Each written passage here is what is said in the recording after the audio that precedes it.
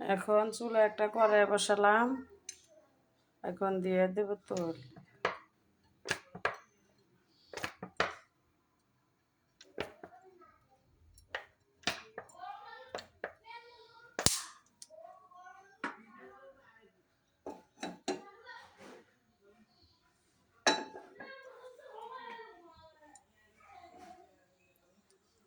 এখানে আলু, বরবটি, পেঁয়াজ, রসুন, কাঁচামরিচ কেটে নিয়েছি। আজকে আমি সবজি দিয়ে চিকেন রোল বানাবো। এখন দিয়ে দেবো চিকেনের কিমা।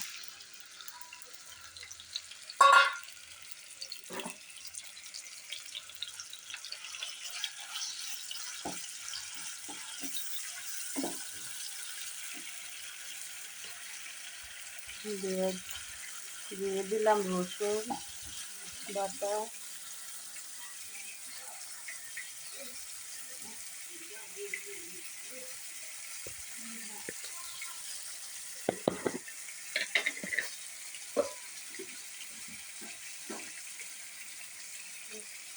হাফ চামচ আদার গুঁড়া,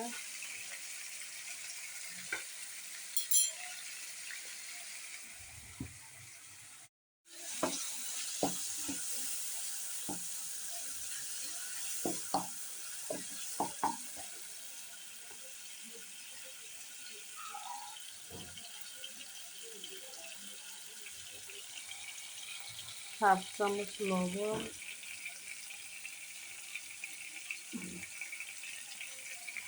সব ধরনের মশলার গুঁড়া,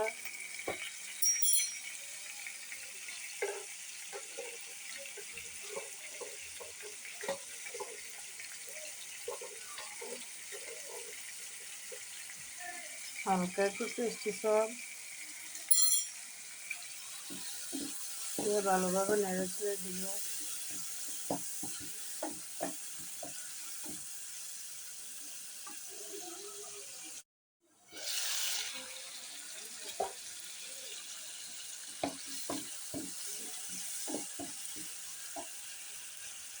এখন দিয়ে দিচ্ছি ম্যাগি নুডলসের মশলা,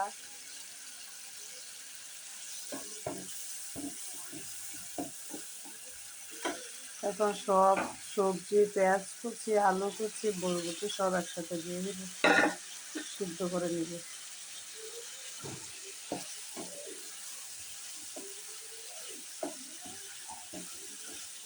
সবজি দিয়ে আজকে চিকেন রোল বানাবো।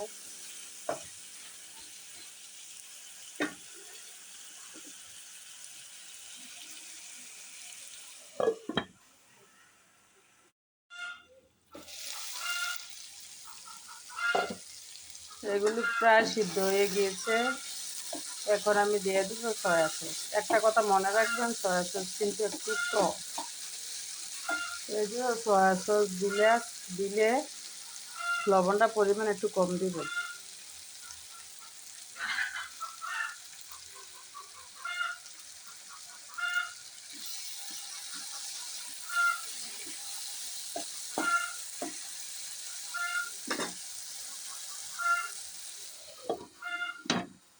এখন আমার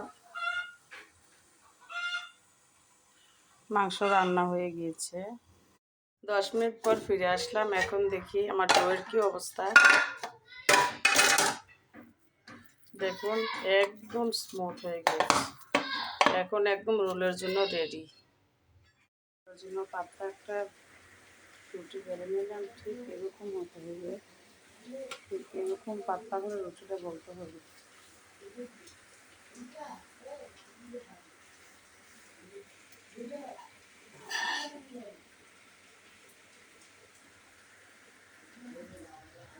এখন চিকেনের পুরটা দিয়ে দেব। দেখেন দিয়ে দিচ্ছি।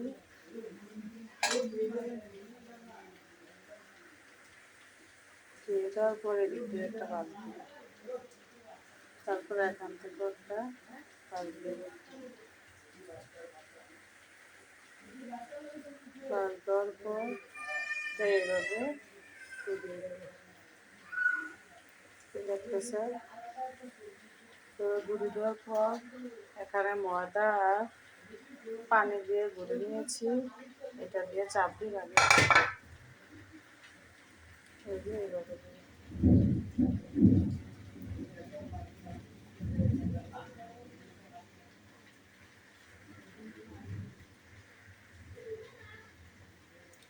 চাপ দিয়ে দিলাম, দেখুন এটা আর ছুটবে না, তেলে দেওয়ার পরে ছুটে যাবে না। এখন আমার সবগুলা রোল বানানো হয়ে গিয়েছে।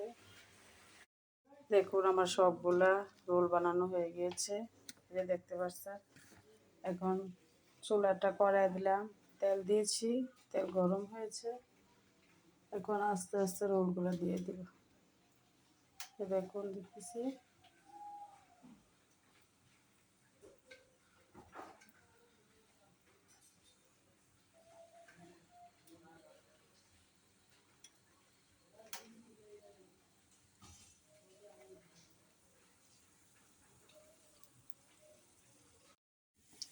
দেখুন আমার সবগুলো রোল দেওয়া হয়ে গিয়েছে।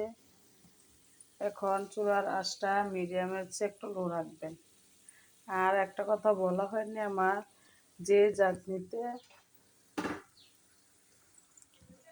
রাখবেন রোলগুলা, এটা অবশ্যই ভালোভাবে তেল ব্রাশ করে নিয়ে রাখবেন, না হয় কিন্তু লেগে যাবে, উঠানোর সময় এটা নষ্ট হয়ে যাবে। আমি এগুলো একটা একটা করে উল্টিয়ে দিচ্ছি। দেখুন উল্টে দিতেছি।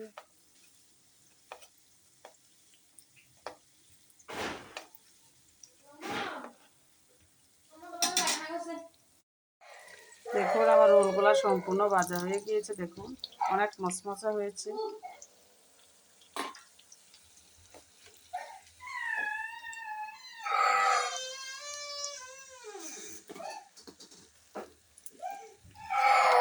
দেখুন আমার রোলগুলো একদম রেডি। স্যার চিকেন রোল ভাজা হয়েছে, আর এখানে মেয়োনিজ বানিয়েছি। এখন মেয়োনিজের চিকেন রোল দিয়ে খাবো।